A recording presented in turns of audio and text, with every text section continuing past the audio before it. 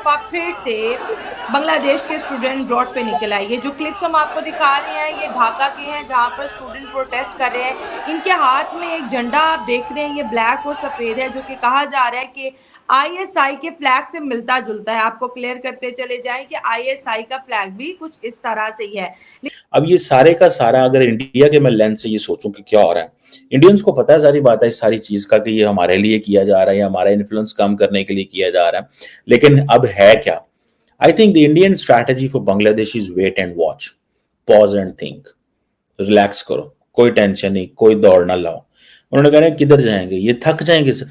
ये 1953 में जो एस्टैब्लिश किया गया था कैलिफाइट क्या इस्लामिक रूल, जो तालिबान की तरफ से, जो आईएसआईएस की तरफ से एक ब्लैक झंडा और उस पर व्हाइट प्रिंट करके जो एक रूल को, जो एक चीजों को बहुत पुरजोर तरीके से एस्टैब्लिश किया गया था, वही सेम दिशा, सेम दशा और सेम प्लान हम लोगों को अब बांग्लादेश में दिखाई दे रहा है। पाकिस्तान में भी कोई ऐसी जो यूनिवर्सिटीज में दिवाली और ये वाले त्यौहार मनाए जा रहे हैं, मेरे सामने तो स्टूडेंट्स को इजाजत नहीं होनी चाहिए। क्या वजह, आप इन त्योहारों के इतने अगेंस्ट क्यों हैं? नहीं, मुसलमान तो ना करे ना, मुसलमान की एक अपनी अलग पहचान है, तहजीब है, सिकाफत है। हिंदुओं में अपने आप को तो ना गुम करे, इसलिए तो नहीं हमने पाकिस्तान हासिल किया था कि हम वैसी ही हरकतें करें। मेरा ख्याल है India will wait and watch और देखेगा। Right now there are anti India sentiments हैं बांग्लादेश के अंदर, it will take some time. अब जब मौजूदा हुकूमत, केयर टेकर हुकूमत एक नई हुकूमत को अगर पावर सौंपती है, वो शेख हसीना वाजिद और उनकी पार्टी का क्या मुस्तकबिल रखते हैं, किस तरह चीजें करते हैं। अगर शेख हसीना वाजिद को बिल्कुल ही निकाल दिया जाता है सिस्टम से और उनकी पार्टी के और उनके लोगों को, that will definitely be unfair. दूसरी जानिब हम ये भी देख रहे हैं कि बीएसएफ जो कि इंडिया की बॉर्डर सिक्योरिटी फोर्स है, वो भी बॉर्डर पे अलर्ट है और बहुत बड़ी तादाद में हिंदुओं को रोका जा रहा है कि वो बॉर्डर क्रॉस करके इंडिया में ना आए। तो कहीं ना कहीं पे दो बड़ी सिचुएशन है जिसको इस वक्त इंडिया जो है वो टैकल तो कर रहा है, लेकिन ऑफिशियली इसका कोई रिकॉर्ड मौजूद नहीं है। क्यों? किसने कहा कि ऑफिशियली रिकॉर्ड मौजूद नहीं है?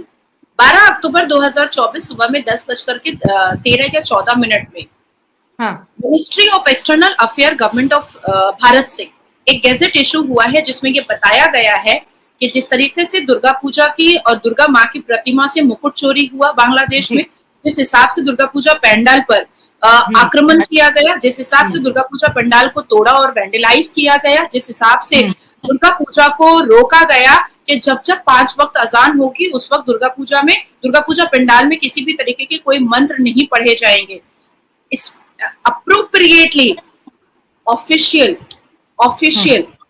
गैजेट इशू हुआ है और हमारे भारत के प्रधानमंत्री ने खुद इस बारे में बात कही है कि जिस हिसाब से काली माँ की प्रतिमा से मुकुट चोरी किया गया है, इसको भारत भूलेगा नहीं। जिस हिसाब से दुर्गा पूजा पंडाल को वैंडलाइज किया गया है, इसको भारत भूलेगा नहीं। जिस हिसाब से हिंदुओं को मारा गया है, भारत भूलेगा नहीं। जिस हिसाब से हिंदू बेटियों का बलात्कार किया गया है, भारत भूलेगा नहीं। जिस हिसाब से हिजबुल तहरीक को प्रोवोकेशन मोहम्मद यूनुस साहब के नेतृत्व में दिया जा रहा है और जमाते इस्लामी के जितने भी टेरर ग्रुप के टीम थे उनको जेल से छोड़ा जा रहा है, इसको भी भारत भूलेगा नहीं और इस पर स्ट्रिक्ट एक्शन लिया जाएगा। अब बात यहाँ पर आती है कि मोहम्मद यूनुस साहब जब यूएस जाते हैं तो वहां पर लोग उनको पेपर फेंक करके मारते हैं, उनको पेंसिल फेंक करके मारते हैं और उससे जवाब मांगते हैं। और मोहम्मद यूनुस साहब क्या करते हैं, अपना सड़ा हुआ मुंह छुपा करके वो सिक्योरिटी गार्ड के पिछाड़ में अपना मुंह छुपा लेते हैं और भाग जाते हैं और किसी भी लोग का या किसी भी न्यूज का या किसी भी मीडिया का वो सामना नहीं करते हैं, क्योंकि उनको पता है कि वो टेरर ग्रुप को सिर्फ आजादी नहीं दे रहे हैं बल्कि वो टेरर ग्रुप को आजाद कर रहे हैं बांग्लादेश को पाकिस्तान 2.0 बनाने का। आपने कहा कि पाकिस्तान से बांग्लादेश के बहुत अच्छे रिश्ते होते हुए दिखाई दे रहे हैं, तो कुत्ता कुत्ते के झुंड में ही रहता है ना, शेर के झुंड में तो रह नहीं सकता। शेर के झुंड में तो सिर्फ ब्रेकिंग न्यूज ही बनी है, ये ब्रेकिंग न्यूज बनी है। आपने सवाल कर दिया, मेरी बातों को, मेरा भी फ्रीडम ऑफ एक्सप्रेशन आप ना रोके। अब आती है बात कि मेरा मानना है और मैंने बजावते मिनिस्ट्री ऑफ एक्सटर्नल अफेयर को एक चिट्ठी लिखी है कि ये जो बांग्लादेश में हो रहा है, अगर इसको भारत कंट्रोल नहीं कर सकता है तो हमारे जो 1.5 करोड़ से ऊपर वहां पर हिंदू हैं, जो माइनॉरिटी के लोग हैं, जिसमें सिख, ईसाई, क्रिश्चियन, यहूदी सब आते हैं, बहुत कम बचे हुए हैं, हिंदू ही ज्यादा है, उनके लिए बांग्लादेश को काट करके एक बंगलिस्तान बना देना चाहिए, जिस पर हमारी आर्मी जो है, हमारी इंडियन आर्मी उसको प्रोटेक्शन देगी। हमारी इंडियन आर्मी को प्रोटेक्शन देने की जरूरत है। देखिए, पाकिस्तान बर्बाद हो चुका, पाकिस्तान पहले पगलिस्तान बना, अब कब्रिस्तान बनने की जगह पर आ चुका है। कौन क्या कर सक रहा है? धीरे धीरे 56 मुस्लिम मुल्कों ने आपसे दूरी इख्तियार कर ली, धीरे धीरे मिडिल ईस्ट ने, यूएई ने आपसे दूरी इख्तियार कर ली। डच से लेकर के, अमेरिका से लेकर के, फ्रांस से लेकर के, इंडोनेशिया से लेकर के, हर जगह, भारत से लेकर के हर जगह, इवन मुस्लिम कंट्रीज जो है उन्होंने भी आपको पहले फंडिंग किया, आपसे पहले आपको बेहतर करने की कोशिश की पाकिस्तान को, लेकिन क्या किया लास्ट में कि भाई ये नहीं सुधरेगा, हम इससे स्पेस मेंटेन कर लेते हैं, that will be best decision. तो उसी तरीके से हम कोशिश कर रहे हैं और पूरी दुनिया, इवन यूएन कोशिश कर रहा है, क्योंकि यूएन की एक टीम भी गई थी बांग्लादेश में, पूरा सर्च करके आई। यूएन में पूरा एक फाइल सबमिट हुआ है और उस फाइल से ये पता चलता है यूएन मिस्टर प्रेसिडेंट को और लेडी प्रेसिडेंट को कि भाई बांग्लादेश में पिछले 2 महीने में हिंदुओं का तन से जुदा हुआ है, मंदिरें तोड़ी गई हैं और इंटेंशनली तोड़ी गई हैं। अब यूएन भी इंटरवीन कर चुका है, अमेरिका भी इंटरवीन कर चुका है, भारत भी धीरे धीरे चेतावनी दे रहा है, भारत भी धीरे धीरे कंट्रोल करने की कोशिश कर रहा है।